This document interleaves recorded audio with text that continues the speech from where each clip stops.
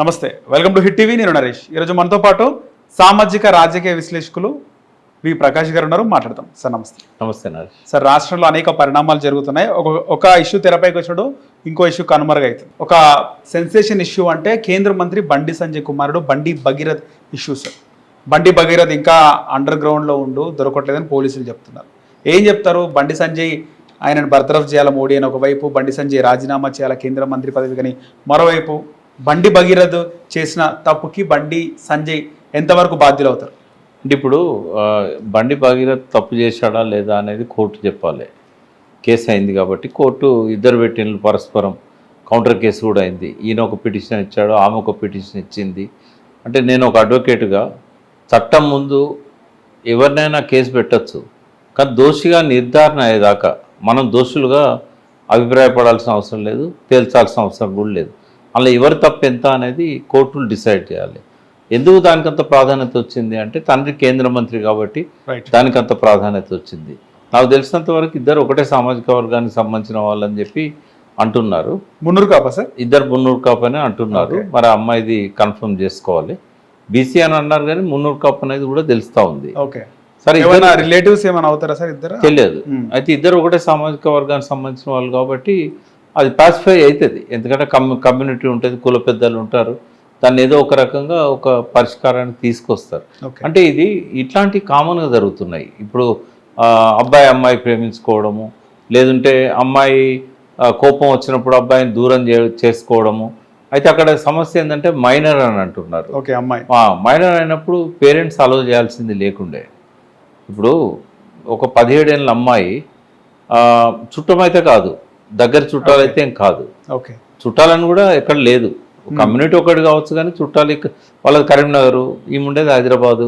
అయితే ఎవరి ద్వారానో పరిచయం అయినప్పుడు పేరెంట్స్ దాన్ని ఎంకరేజ్ చేయడం ఎంతవరకు కరెక్ట్? అతన్ని నెంబర్ పెట్టుకొని ఏది తిరుపతి పోవడం కావచ్చు, అరుణాచలం పోవడం కావచ్చు, ఇట్లాంటివి పోయినామని చెప్తున్నారు వాళ్ళు. మరి అమ్మాయిని అట్లా అలో చేయవచ్చా తల్లిదండ్రులు? ఇప్పుడు సామాజిక వర్గం ఏదన్నా కానీ ఒక మైనర్ అమ్మాయిని ఎంకరేజ్ చేయవచ్చా? ఎక్కడి నుంచి వచ్చిండు మీ కుటుంబంలో భగీరథ్ ఇష్టపడతాడు కావచ్చు అమ్మాయిని. మరి ఇంకా అమ్మాయికి వయసు రాలేదు, 17 ఇయర్సే ఉంది. ఇప్పుడు మీ పరిచయాలు కొనసాగొద్దు, మీరు ఏదైనా ఉంటే ఫోన్లో మాట్లాడుకోండి, మేజర్ అయినాక వచ్చినట్టయితే మీకు ఇంట్రెస్ట్ ఉంటే మేము పెళ్లి విషయం మాట్లాడుకోవచ్చు అని చెప్పి కంట్రోల్ చేయాల్సి ఉండే. బట్ ఆ ఫ్యామిలీతో నేను పోయి తిరిగిండు అంటే ఏమన్నట్టు? వాళ్ళు అన్డ్యూ అడ్వాంటేజ్ తీసుకోవాలనుకున్నారు వాళ్ళు. ఎందుకు ఇతను మంత్రి కొడుకు, మనకి ఏదైనా రేపు అవసరాలు ఉంటాయనుకున్నారా, డబ్బు ఉన్నదనుకున్నారా, మనకు తెలియదు. ఇది ఫేర్గా లేదు ఈ కేసు. అంటే ఇద్దరి దిక్కు తప్పు కనబడుతూ ఉంది. భగీరథ్ కొంత ముందుకు పోయి ఉంటాడు, అడ్వాన్స్ అయి ఉంటాడు, మనకేం తెలియదు అది కూడా. ఎందుకంటే పోలీస్ స్టేషన్లో ఎంక్వైరీలో ఉన్న మ్యాటర్ మీద వాళ్ళు ఏదో ఒకటి చెప్పకుండా మనం ఏం చెప్పడానికి లేదు. అయితే ఏది ఎట్లున్నా కూడా స్పెక్యులేషన్స్ ఉన్నాయి. ఇష్టం లేకుండా ఏముండదు. అత్యాచారం అనేది ఎవరు చెప్పట్లేదు. వాళ్ళు కూడా ఇచ్చిన దానిలో అత్యాచారం అని చెప్పలేదు. అది మీడియాలో ప్రచారం అవుతున్నది. అత్యాచారం అనేది ఎక్కడ లేదు, ఏది లేదు. ఉంటే అది ఎప్పుడో వైద్య పరీక్షలు చేయించేవాళ్ళు కదా. మరి అమ్మాయి కంప్లైంట్ ఇచ్చినాక ఆమె వైద్య పరీక్షలు చేయించారా? కేసు దేనికి పెడితే సార్ మీరు కూడా ఒక అడ్వకేటే అంటే ఇప్పుడు ఏమేమి వస్తాయి దాంట్లో? మైనర్స్ మీద ఏ రకంగా అత్యాచారాలు చేయడానికి ప్రయత్నం చేసినా, లేకుంటే వాళ్ళవి అవుట్రేజ్ ఆఫ్ మోడెస్టీ అని ఇట్లాంటివి ఉంటాయి. ఇదివరకు కూడా ఐపీసీలో కూడా 354 సెక్షన్ ఉండేది. అమ్మాయికి ఇష్టం లేకుండా బిహేవ్ చేయడం, అదివన్నీ ఇప్పుడు మైనర్ ఉన్నప్పుడు ఇష్టం ఉన్నా ఇష్టం లేకున్నా నేరమే. మా 18 ఇయర్స్ దాటినాకనేమో ఇష్టం ఉంటే అది నేరం కాదు. ఈ 18 ఇయర్స్ లోపల వాళ్ళు ఇష్టంతో పోయినా నేరమే అవుతుంది. అది ఇట్లాంటివన్నీ ఉన్నాయి. నేను అనేది ఏంటంటే అది కేసు సెక్షన్స్ అట్రాక్ట్ అవుతున్నాయా కాదా అనేది వాళ్ళు ఇచ్చిన కంప్లైంట్, దాని మీద వచ్చిన ఎవిడెన్స్, ఇవన్నిటిని బట్టి ఉంటుంది.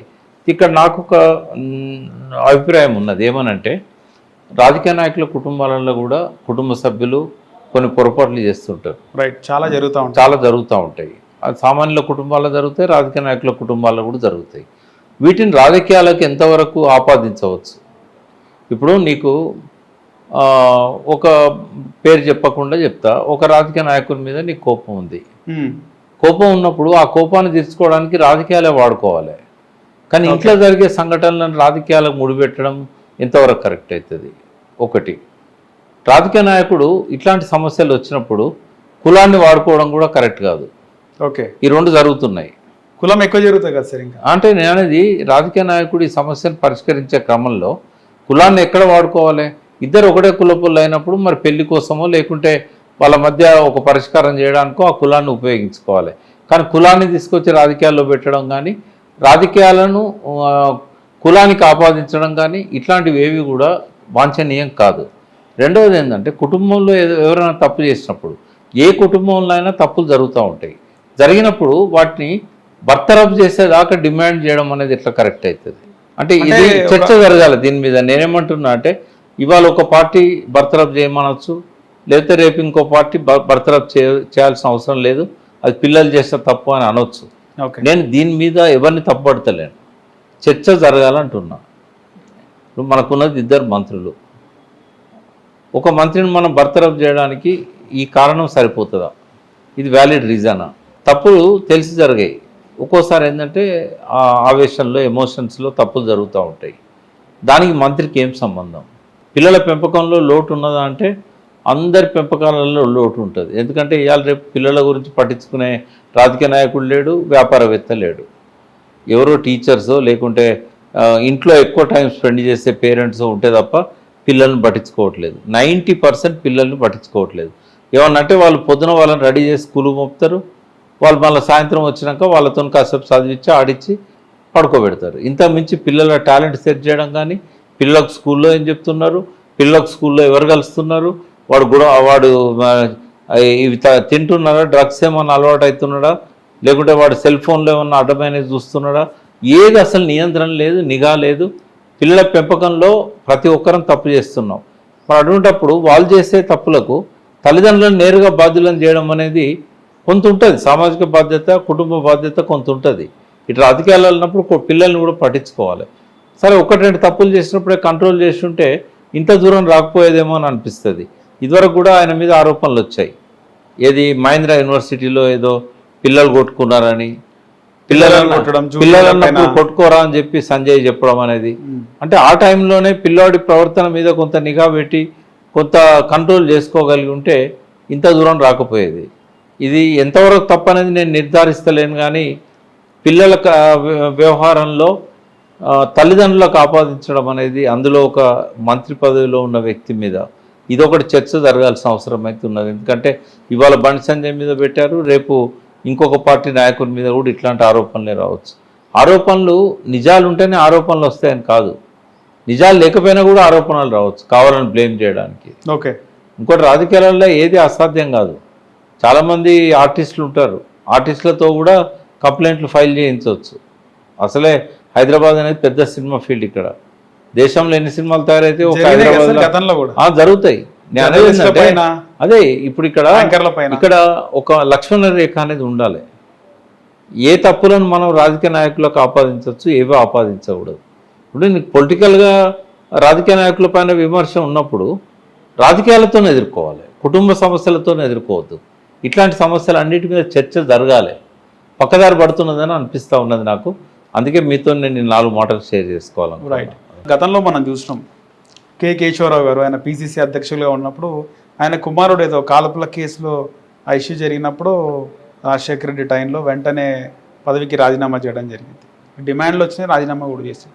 అంటే ఇక్కడ కేంద్ర మంత్రిగా ఉన్నాడు, ఒక బాధ్యతాయుతమైన పదవిలో ఉండి కుటుంబాన్ని ఇంట్లో కొడుకునే కంట్రోల్లో పెట్టలేకపోయినావు, రాష్ట్రాన్ని దేశాన్ని ఏ విధంగా పెడతామని పెట్టడం సాధ్యం కాదు. ఎందుకంటే రాజకీయ నాయకులు బయట పొద్దున వెళ్ళినంటే రాత్రి ఎప్పుడు లేట్ నైట్ వస్తారు.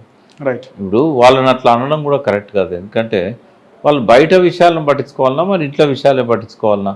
ఇంట్లో అప్పుడప్పుడు ఏంటంటే వాళ్ళకు భార్యతోని పిల్లలతోని కూర్చొని భోజనం చేసే సమయమే దొరకదు. మనం కేటీఆర్ గారిని చూస్తాం, హరీష్ రావుని చూస్తాం, ఎప్పుడు వాళ్ళు ప్రజల మధ్యలోనే ఉంటారు.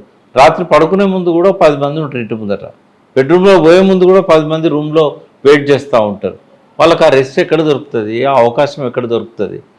అందరిలాగానే వాళ్ళు స్కూల్కి పంపుతారు పిల్లల్ని, తల్లి కొంత కాన్సన్ట్రేట్ చేస్తుంది కానీ తండ్రికి అవకాశం లేదు. పిల్లలు వాళ్ళ తల్లితో షేర్ చేసుకోరు, తండ్రితో కూడా షేర్ చేసుకోరు. ఇవాళ సెల్ ఫోన్ కల్చర్ వచ్చింది, రైట్. వాళ్ళ ప్రపంచమే వాళ్ళ చేతుల్లో ఉన్నది, వాళ్ళు ఎటుపోతుందో తెలుస్తలేదు. ఇప్పుడు అలా సైన్స్ అండ్ టెక్నాలజీతో పాటుగా ఈ మన మానసిక పరివర్తనను తప్పుదారి పట్టించేటి చాలా వస్తుంటాయి ఫోన్లలో. వాళ్ళు ఎటు కొట్టుకపోతుండ్రో ఎవరు గ్రహిస్తారు చెప్పండి, వాళ్ళ మనసు ఎటు తీసుకెళ్తుందో వాళ్ళని. అందుకే నేను అంటున్నా, ఇవాళ నిఘా అనేది సెల్ఫ్గా ఎవరికి వాళ్ళు కొన్ని నియమాలు పెట్టుకొని ఆ కంట్రోల్లో ఉండాలి తప్ప తప్పులు చేయకుండా ఉండడం అనేది ఈ రోజుల్లో కొద్దిగా కష్టమే. ఎందుకంటే వాళ్ళ తప్పుదారి పట్టించేటి ఎక్కువగా ఉన్నాయి, కరెక్ట్ దారిలో పెట్టేటి తక్కువగా ఉన్నాయి. డిసిప్లిన్ అనేది లేకుండా పోతూ ఉన్నది. ప్రభుత్వాలు కూడా కొన్ని నియంత్రించడంలో ఫెయిల్ అవుతూ ఉన్నాయి. సెల్ ఫోన్లలో ఏం రావాలనేది ప్రభుత్వం నియంత్రించవచ్చు కదా. చైనాలు ఎందుకు రావు ఇవన్నీ?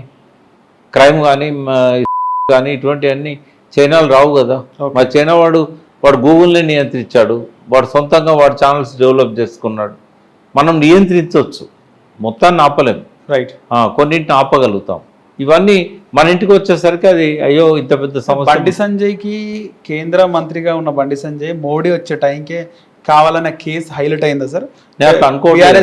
అంటే ఆర్ఎస్ ప్రవీణ్ కుమార్ చెప్పేది ఏంటంటే ఇతను సంగప్ప దీనిలో మీడియేటర్గా పోయాడు. సంగప్ప వారం నుంచి మీడియేట్ చేస్తుంటే కరెక్ట్ మోడీ వచ్చే టైంకి ఎందుకు బయటకు వచ్చి యాక్సిడెంటల్గా వచ్చింది అది. ఎందుకంటే వారం 10 రోజుల నుంచి నడుస్తున్నది అనేది వాళ్ళే చెప్తారు. సంగప్ప కాంప్రమైజ్ చేస్తున్నాడు పోయి అంటే లేదు, ఆయన ఒక ప్రయత్నం చేసిండు, తప్పేమున్నది? ఇట్లాంటి జరిగినప్పుడు ఒక ప్రయత్నం చేస్తే తప్పేం లేదు కదా. సంగప్పని నేనేం తప్పట, ఒక ప్రయత్నం చేసిండు ఆయనే. కానీ వాళ్ళు చెప్పేటి అని నిజాలని కూడా నేను నమ్మట్లేదు. అమ్మాయి వాళ్ళ సైడ్ వాళ్ళ డిమాండ్స్ ఏమున్నాయి సార్? వీళ్ళు చెప్పేది విన్నా నేను. బీఆర్ఎస్ వాళ్ళు ఇస్తున్న వాటిలలోనే ఇట్లా అంటే వాళ్ళు ఏంటంటే అమ్మాయికి అన్యాయం జరిగిందని చెప్తున్నారు అని చెప్పారు. వాళ్ళ డిమాండ్స్ ఏం చెప్పలేదు. న్యాయం జరగాలి అమ్మాయికి అని చెప్తారు. అంటే ఇప్పుడు అమ్మాయికి న్యాయం జరగాలంటే అమ్మాయిని పెళ్లి చేసుకోవాలి బండి భగీరథ అట్లా కూడా వాళ్ళు ఏమో అడుగుతున్నారు. కేసు పెట్టాలి, శిక్షించాలి అనేది వాళ్ళు అడుగుతున్నారు. న్యాయమే కదా. ఇప్పుడు 17 ఏళ్ళ అమ్మాయి మీద అతను ఏ రకమైన ప్రవర్తన ఎట్లున్నది, సెక్షన్స్ కిందికి వచ్చినా రాకపోయినా కూడా ఏది జరిగినా కూడా అది నేరమే అవుతుంది కదా. మైనర్ అమ్మాయిని ఈయన పరిచయం చేసుకొని ఆమె వెంటబడడం ఒక తప్పు అయితే, వాళ్ళు ఎంకరేజ్ చేయడం వాళ్ళది కూడా తప్పే అవుతుంది. అంతే కదా. వాళ్ళు ఎందుకు రానిచ్చారు? అండర్ గ్రౌండ్ పోలీసులకు చిక్కకుండా ఎందుకు ఈ విధంగా ఉంటున్నాడు బండి భగీరథ? అట్లేం ఉండదు. ఇప్పుడు అంటే వార్తలు వాళ్ళు అనుకుంటే అది పెద్ద సమస్యనా? ఆయనకే చెప్పి మీరు పంపించండి, మేము కేసు పెట్టి పంపిస్తామంటే పంపిస్తారు. వాళ్ళు పోలీసులో ఇన్వెస్టిగేషన్ టైం కదా ఇది. ఇన్వెస్టిగేషన్ చేసినాక అరెస్ట్ చేయడమా లేకుంటే వాళ్ళకి స్టేషన్ బెయిల్ ఇవ్వడమా, ఆ సెక్షన్స్ యొక్క సివియారిటీని బట్టి అది కేసు ఉంటుంది. రాజకీయంగా ఎదుర్కోలేక ఇలాంటివి చేస్తున్నారని బండి సంజయ్ అంటున్నాడు. దాంట్లో ఎంత వాస్తవం ఉందంటారు సార్? నేనేమంటున్నా అంటే ఏ పార్టీ కూడా రాజకీయాలను ప్రక్షాళన చేయాలనే ఆలోచనలు లేవు. అవతలోడు దిగజారండి కదా, నేను కూడా దిగజారుతాం అన్నట్టే కనబడతా ఉన్నది. అది బండి సంజయ్ కావచ్చు, ఇంకో పార్టీ కావచ్చు, ఎవరైనా కావచ్చు. ఇప్పుడు విలువలున్న రాజకీయాల్లో ఇట్లాంటివి పెద్ద సీరియస్గా తీసుకోరు. ఏమనంటే అది పర్సనల్ ఇష్యూ అని అంటారు, ఆ కుటుంబానికి సంబంధించింది అని అంటారు. దానికి ఇంత ప్రాధాన్యత రాదు. కొడుకు తప్పు చేస్తే ఖచ్చితంగా శిక్షించండి. కొడుకుని ఎన్కేసుకు వస్తే బండి సంజయ్ని టార్గెట్ చేయాలి. కొడుకు మీద కేసు పెట్టకుండా ఉంటే బండి సంజయ్ని టార్గెట్. బహిరంగంగా ఎందుకు చెప్తలేడు? కేసు పెట్టారు కదా, ఆల్రెడీ కేసు పెట్టారు. కొడుకు తప్పుంటే శిక్షించండి, నాకు ఎలాంటి చెప్పాలి. రాజశేఖర రెడ్డి కూడా గతంలో చెప్పాలి, అసెంబ్లీలో జగన్మోహన్ రెడ్డి కూడా చెప్పాలి కొడుకు తప్పు చేస్తే ఊరేయండి. ఆయన చెప్పకపోయినా కూడా ఆటోమేటిక్ గా చట్టం తన పని తను చేసుకుంటా. ఇంకా పెద్దరికం ఉంటది కదా కేంద్ర మంత్రి ఆ మాట చెప్తే. అంటే చెప్పాలి, ఆయన ఎందుకు చెప్పకూడదు? అవసరమైతే నేనే తీసుకొచ్చి మీకు అప్పచెప్తా అని చెప్పాలి, నేను పంపిస్తా అని చెప్పాలి. కానీ ఎంతైనా బండి సంజయ్కి ఇది చాలా క్లిష్టమైన ఒక సమయం కదా సార్. అంటే బక్స్ అనేది ఎందుకంటే ఇంత పబ్లిసిటీ అయింది కదా, ఈ పబ్లిసిటీ అనేది ఆయన డెఫినెట్ గా ఆయన కర్మ రిటర్న్ వచ్చిందని కూడా మాట్లాడుతున్నారు. అంటే కేటీఆర్ నా విధంగా మాట్లాడడం లేకుండా చాలా మంది మీలాంటి రాజకీయ విశ్లేషకులు లేదు, కేటీఆర్ మాట్లాడతాడు, ఎందుకు మాట్లాడు. కానీ నేను కేటీఆర్ పైన బండి సంజయ్ ఏం మాట్లాడాడు నేను చూడలేదా? అంటే అసలు కేసీఆర్ పుట్టినావా ఎప్పుడన్నా అని చెప్పి ఎప్పుడన్నా కేసీఆర్ కి పుడితే అనే మాట. అంటే బండి సంజయ్ మొదటి నుంచి కూడా కొద్దిగా అడగోలుగానే మాట్లాడతాడు. ఎందుకంటే ఎలక్షన్లు అప్పుడు కూడా చూసాం కదా మనం, ఆయన ఒక హోమ్ మినిస్టర్ ఉండి కూడా అట్లా మాట్లాడకూడదు. ఆ నోరు జాగడం కావచ్చు, కొంత పరుష పదాలు వాడడం కావచ్చు, కొంత వ్యక్తిగతంగా ఇమేజ్ దెబ్బతీసే విధంగా మాట్లాడడం. కోపం ఎందుకు సార్? రాజకీయ కక్షలు ఎందుకు? కేటీఆర్ దారి తప్పినాయి రాజకీయాలని చెప్తున్నా కదా. కేటీఆర్ చాలా సమయంతోనే మాట్లాడేవాడు సార్. కేటీఆర్ కూడా అట్లనే మాట్లాడుతున్నాడు. అంటే మొన్నటి మీటింగ్ లో మనకు అట్లా అనిపించింది రాహుల్ గాంధీ. ఎందుకంటే బహుశా ఆయన కూడా అనుకొని ఉంటాడు వీళ్ళందరూ మాట కూడా దొరికింది అట్లా కాదు. అంటే వాడు అనే ఒక పదం కూడా మాట్లాడాడు అంటే కూడా వచ్చింది. నేనేమంటున్నా అంటే ఈ బూతులు విని విని ఇక తప్పదేమో అని అనుకోని ఇంట్లో మాట్లాడి బయట వచ్చేసిందంట. లేదు, ఆయన మంచి కల్చర్, రేవంత్ రెడ్డి పీకి పా అనే లేదు నేనేమంటున్నా అంటే మంచి కల్చర్ ఉన్న వ్యక్తి కేటీఆర్. కానీ నేనేమంటున్నా అంటే విని విని అందరు అదే మాట్లాడుతున్నప్పుడు మొన్న నేను జీటీవీలో భరత్తో అన్నా, నేను ఏమన్నా అంటే ఏది పార్లమెంటరీ ఏది అన్పార్లమెంటరీ. పార్లమెంట్లో బూతులు మాట్లాడుతున్నారు, అసెంబ్లీలో బూతులు మాట్లాడుతున్నారు, పార్లమెంట్ సాక్షిగా అబద్ధాలు చెప్తున్నారు, అసత్యాలు చెప్తున్నారు. బహుశా అదే పార్లమెంటరీ అవుతుందేమో. నేను షానిగా మాట్లాడితే అది అన్పార్లమెంటరీ కావచ్చు, నేను కూడా బూతులు మాట్లాడితేనే అది పార్లమెంటరీ లాంగ్వేజ్ అంటారేమో అని అన్నాను నేను. అంటే ఇప్పుడు డిమార్కేషన్ లేకుండా పోయింది. పార్లమెంట్ అసెంబ్లీలలో కూడా బూతులు మాట్లాడినప్పుడు అదివరకు బాతకాని షాపులు అన్నారు, ఇప్పుడు బూత్కాని షాపులు అయిపోయినాయి అవి కూడా. అంటే అబద్ధాలు అసత్యాలకు నిలయం అయిపోయినాయి. కాబట్టి ఒక పవిత్రమైన వ్యక్తులు ఇంట్లోకి వచ్చినా కూడా ఈ బురద అంటుతుంది వాళ్ళకు. చాలా కాలము ఎప్పుడు కూడా మాట దొరలేదు కేటీఆర్ గారు. బట్ ఈ మధ్య ఉపన్యాసాలలో అపరుష పదాలు, కొంత అవతల వ్యక్తులను నిందించే పదాలు కొన్ని వస్తున్నాయి. అది రాకపోతేనే బెటర్, ఎందుకంటే ఆయనకు ఒక స్ట్రాంగ్ ఫాలోయింగ్ ఉంది.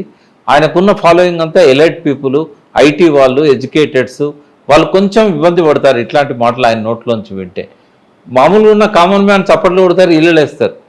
కానీ తనకున్న ఒరిజినల్ ఫాలోయింగ్ అనేది వాళ్ళు కొద్దిగా బాధపడుతున్నట్టుగా కనబడతా ఉంది. బట్ ఎవరైనా కూడా సంయమనంతో ఉండాలి. బండి సంజయ్ అయినా కేటీఆర్ గారు అయినా తప్పులు జరుగుతూ ఉంటాయి, జరిగినప్పుడు వాటిని సరిదిద్దే విధంగా ఉండాలి. ఇప్పుడు మన ఇంటి మనిషి తప్పు చేస్తే కడుపులో పెట్టుకోవాలంటాం, సరి చేసుకోవాలని అంటాం. ఇప్పుడు అన్ని పార్టీలలో ఉన్న నాయకుల మధ్యలో కూడా అటువంటి సయోధ్య, ఆ సంస్కారం వాళ్ళ లోపల ఉండాలి. ఇప్పుడు బండి సంజయ్ కొడుకు తప్పు చేస్తాడు, రేపు ఇంకో కొడుకు తప్పు చేస్తాడు. ఇట్లా ఒకరినొకరు వేసుకుంటూ పోతూ ఉంటే, నిందించుకుంటూ పోతూ ఉంటే ఎంతకాలం? అంటే రాజకీయాలకు వీటిని వాడుకోవద్దు అనేది నా సలహా. ఓకే, సో అందరి జీవితాలు ఇలాంటివి జరుగుతూ ఉంటాయి కామన్. అది జరగకపోయినా ఆరోపణలు చేస్తాం. ఓకే, సో కేటీఆర్ కూడా ఇంకా దీనిపైన రెస్పాండ్ కాలేదు.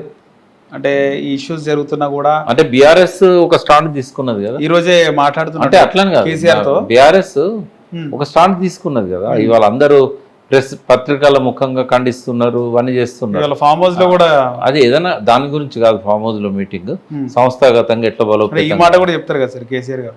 అది పెద్దగా కేసీఆర్ దాకా పోతాను నేను అనుకోవట్లేదు. బట్ కేటీఆర్ లాంటి వాళ్ళు స్పందించాల్సిన అవసరం లేదు. ఇది కింది స్థాయి నాయకులు డిమాండ్ ఏదైతే చేస్తున్నారో న్యాయం జరగాలి అమ్మాయికి అనే దానిలో తప్పేం లేదు, 100% న్యాయం జరగాలి. బండి సంజయ్ని రాజీనామా చేయాలనే దాకా పోవాల్సిన అవసరం లేదు. బండి సంజయ్ డెఫినెట్గా దోషిగా నిలబడతాడు, ఎందుకంటే కొడుకు తప్పులకు తండ్రి బాధ్యత వహించాల్సి వస్తుంది, ఆయన సరి చేసుకోవాల్సి వస్తుంది. కానీ దీన్ని అడ్డం పెట్టుకొని రాజకీయంగా బురద జల్లడం అనేది కరెక్ట్ కాదు. రైట్. హిట్ టీవీ యాప్, ఇందులో short news, live news, entertainment shows, movies, digital magazines తో పాటు మీ జిల్లా వార్తలను కూడా ఫ్రీగా చూడొచ్చు. ఇంకెందుకు ఆలస్యం, వెంటనే హిట్ టీవీ యాప్ ని డౌన్లోడ్ చేసుకుని ఫ్రీగా ఎంటర్టైన్మెంట్ పొందండి. Hit TV app. Hit TV app. Please download hit TV app. Hit TV app ని ఫ్రీగా డౌన్లోడ్ చేసుకుని ఎంజాయ్ చేయండి. మీకు నచ్చిన ఎంటర్టైన్మెంట్ కోసం హిట్ టీవీ యాప్ ని ఫ్రీగా డౌన్లోడ్ చేసుకుని ఎంజాయ్ చేయండి. హిట్ టీవీ యాప్ ని డౌన్లోడ్ చేసుకుని ఆస్వాదించండి, ఆశీర్వదించండి. ఇంతమంది సెలబ్రిటీలు హిట్ టీవీ యాప్ ని డౌన్లోడ్ చేసుకోండి అని చెప్తున్నారంటే ఎంత మంచి యాప్ ఆలోచించండి. అమెరికా అమెరికా అమెరికా అమెరికాలో చదవాలనుకునే వాళ్ళకి విశ్వసనీయమైన పేరు మన శౌర్య కన్సల్టెన్సీ. UK లో 1 year masters, UK లో 1 year masters, 2 years work permit up to 5 years visa. Contact Saurya Consultancy. Contact 89851 89851.